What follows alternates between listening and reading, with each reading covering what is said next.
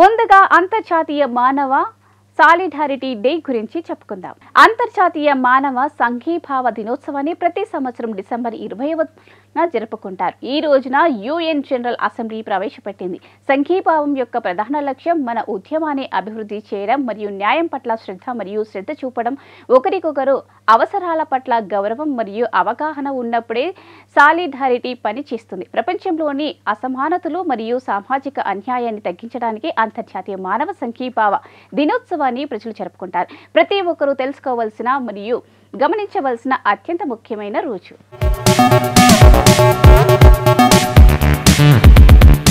సంఘీభావం ప్రజల సుస్థిర అభివృద్ధికి దోహదపడుతుంది. విద్య ద్వారా ఇతరులకు నేర్పించవచ్చు. అంతర్జాతీయ మానవ సాలిడారిటీ డే 2023ని ప్రపంచవ్యాప్తంగా డిసెంబర్ 20 బుధవారం జరుపుకుంటారు.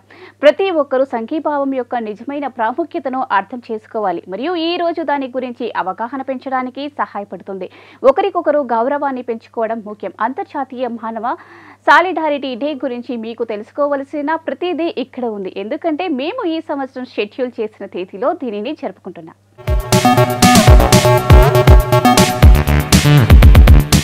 22 డిసెంబర్ 2005న జనరల్ అసెంబ్లీ సంఘీభావాన్ని ప్రాథమిక మరియు సార్వత్రిక విలువల్లో ఒకటిగా గుర్తించింది. ఐక్యరాజ్యసమితి డిసెంబర్ 20న అంతర్జాతీయ మానవ సంఘీభావ దినోత్సవంగా ప్రకటించింది. అంతర్జాతీయ మానవ సంఘీభావ దినోత్సవం యొక్క థీమ్ ప్రతి సంవత్సరం మారదని గమనించడం ముఖ్యం. దినోత్సవాన్ని జరుపుకోవడం యొక్క లక్ష్యం మరియు ఉద్దేశం అలాగే ఉంటుంది. ప్రజలలో సహకారం, సమానత్వం మరియు సామాజిక న్యాయం యొక్క అలవాటును పెంపొందించడం ఈ దినోత్సవాన్ని పాటించడం యొక్క ప్రాథమిక ఉద్దేశం. ప్రతి ఒక్కరూ ఈ రోజును జరుపుకోవాలి మరియు సంఘీభావం గురించి ఇతరులకు అవగాహన కల్పించాలి.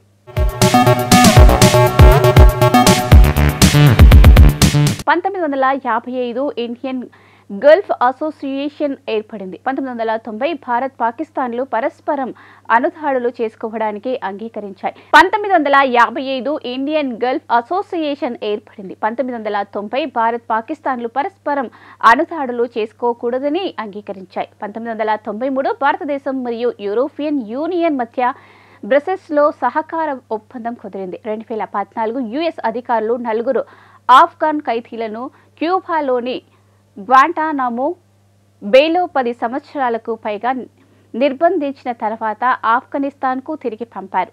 సదుపాయాన్ని మూసివేయడానికి ఒబామా పరిపాలన మిగిలిన ఖైదీలను ఖాళీ చేయడానికి మరియు విడుదల చేయడానికి కృషి చేస్తుంది.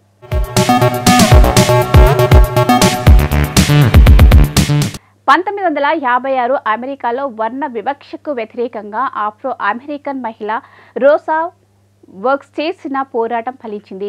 దీంతో సుప్రీంకోర్టు బస్సులో వర్ణ వివక్షను నిషేధించింది. 1957 డిసెంబర్ 20న బోయింగ్ 707 యొక్క మొదటి విమానం మొదటిది వాణిజ్యపరంగా విజయవంతం కాని జెట్ విమానం 1968 జోలియాక్ కిల్లర్ కాలిఫోర్నియాలోని వాలెస్కోలో తన 5 నిర్ధారణలను చంపాడు.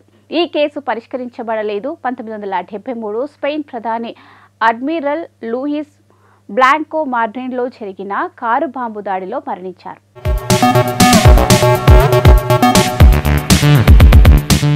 1985 తిరుపతి బాలాజీ ఆలయంలో వెంకటేశ్వర స్వామికి 5.2 కోట్ల విలువైన వజ్రాలు పొదిగిన కిరీటాన్ని సమర్పించారు. 1987 ఫిలిప్స్లోని తబ్లాస్ జలసంధిలో చమురు ట్యాంకర్లను ఢీకొన్న తర్వాత చరిత్రలో అత్యంత ఘోరమైన సముద్ర విపత్తు ఎంవి డౌన్ పౌ సంబంధించింది. ఫలితంగా 4000 మంది మరణించారు. 1988 చట్టవిరుద్ధమైన మాదక ద్రవ్యాల వ్యాపారంపై అంతర్జాతీయ నేరాలను నియంత్రించే ప్రభుత్వేతర డ్రగ్స్ మరియు సైకోట్రోపిక్ పదార్థాలకు వ్యతిరేకంగా ఐక్యరాజ్యసమితి సమావేశం వియన్నాలో సంతకం చేయబడింది.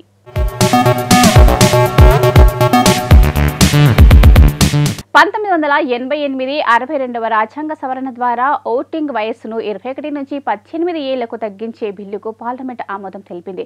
1989 పనామాపై దాడి చేయడానికి ప్రభుత్వానికి పడగొట్టడానికి మెహాన్ నోరిగాపై అమెరికన్ దళాలు దాడి చేశాయి. 1993 డొనాల్డ్ ట్రంప్ మార్లా మాపుల్ను ల్యాండ్ చేశాడు. 1995 న్యూయార్క్ నగరంలో పాల్ రెబన్స్ లాంగే థియేటర్ 14 ప్రదర్శనల కోసం తెరవబడింది. 1995 జోస్నియన్ యుద్ధాన్ని ముగించే డాటన్ ఒప్పందం ప్రకారం ఎన్ఏటిఓ నేతృత్వంలోనే ఐఎఫ్ఓఆర్ జెస్నియా మరియు ఫెర్జోగోవినాలో శాంతి ప్రచారాన్ని ప్రారంభించింది.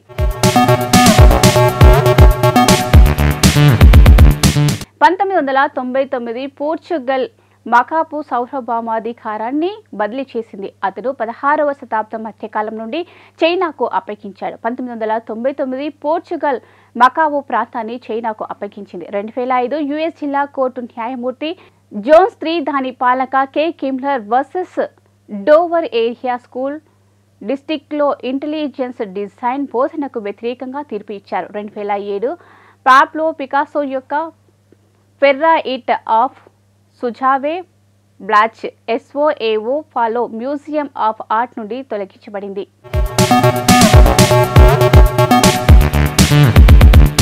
2007 పాకిస్తాన్ ఫెడరల్ షరియా కోర్టు పాకిస్తాన్ పౌరసత్వ చట్టాన్ని మహిళల పట్ల వివక్షంగా పేర్కొంది. 2009 నైజీరియాలోని కోగి రాష్ట్రంలోని మార్కెట్లో పారిపోయిన ట్రక్కు కారణంగా సుమారు 100 మంది మరణించారు. 2010 బైనాక్యులర్ ఆయుధాలతో తొలిసారిగా వృత్తాకార రోబోట్ను అభివృద్ధి చేసినట్లు చైనా సైన్సెస్ అండ్ టెక్నాలజీ మంత్రిత్వ శాఖ ప్రకటించింది. 2011 కైరోలో తాహిర్ స్క్వైర్లో మహిళా నిరసనకారులపై సైనిక పోలీసులకు వ్యతిరేకంగా వేలాది మంది ఈజిప్టు మహిళలు నిరసన వ్యక్తం చేశారు.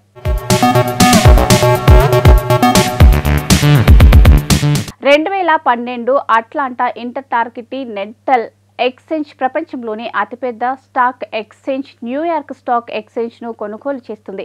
2013 బొలివియాకు చెందిన టూపాక్ కాటారి చైనాలోని చీజాంగ్ శాటిలైట్ లాంచ్ సెంటర్ నుండి విజయవంతంగా ప్రయోగించబడింది. 2013 బ్రిటన్ 165 టన్నుల సిరియా యొక్క 165 టన్నుల రసాయన ఆయుధాలను నాశనం చేయడంలో సహాయం చేయడానికి అంగీకరించింది. స్ట్రైక్ ఫండ్స్ లో అత్యంత విషపూరితమైన నగరాల ఏజెంట్లను రూపొందించడానికి ఉపయోగించే పదార్థాలు ఉంటాయి.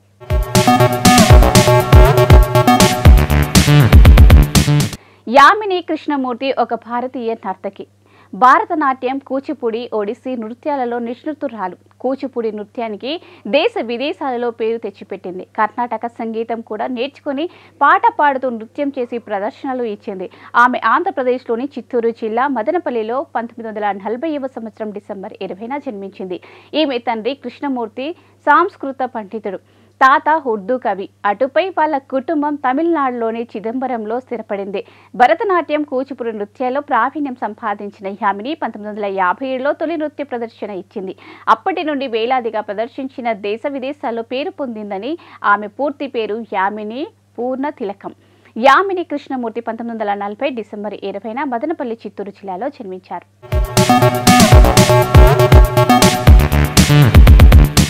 సో ఇదండి ఇవాల్టి best of the day episode. ఈ ఎపిసోడ్ అనేది ఈ రోజుకి సంబంధించిన కొన్ని ఆసక్తికరమైన విషయాలు తెలుసుకోవడానికి ఉపయోగపడింది అని అనుకుంటూ మళ్ళీ రేపటి ఎపిసోడ్లో మళ్ళీ కలుసుకుందాం. Children, take care, bye.